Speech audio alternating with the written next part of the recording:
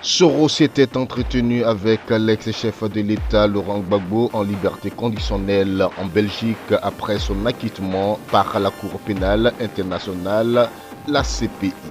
J'ai pu parler au président Laurent Gbagbo. Je pense que c'est un pas important et intéressant. Nous nous sommes parlé, je lui ai présenté mes excuses que j'avais faites publiquement. Je lui ai demandé pardon pour le manquement de l'époque, a dit M. Soro lors d'une conférence de presse à Paris. L'ex-chef rebelle s'est également dit satisfait que M. Gbagbo, dont il avait été à la fois farouche adversaire et Premier ministre entre 2007 et 2010, ait entendu ses propos de la façon la plus simple. Je n'ai pas rencontré le président Laurent Gbagbo en tête-à-tête, mais nous sommes organisés pour nous parler, a toutefois précisé M. Soro Guillaume, qui souhaite que les fils de la Côte d'Ivoire se retrouvent. Lundi soir, le Conseil constitutionnel a rendu publique la liste définitive des candidats à l'élection présidentielle du 31 octobre. Parmi ceux-ci figure le chef de l'État sortant Alassane Ouattara, dont la candidature à un troisième mandat est contestée par l'opposition qui la juge anticonstitutionnelle.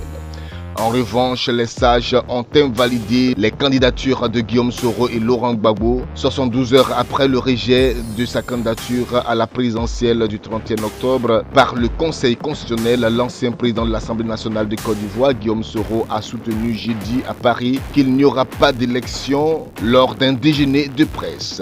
Il n'y aura pas d'élection, mais c'est là de la stratégie que je préfère ne pas vous révéler, a dit Soro, annonçant une concertation avec l'opposition. Lundi soir, la Cour constitutionnelle a rendu publique la liste définitive des candidats retenus au scrutin présidentiel lors d'une audience publique.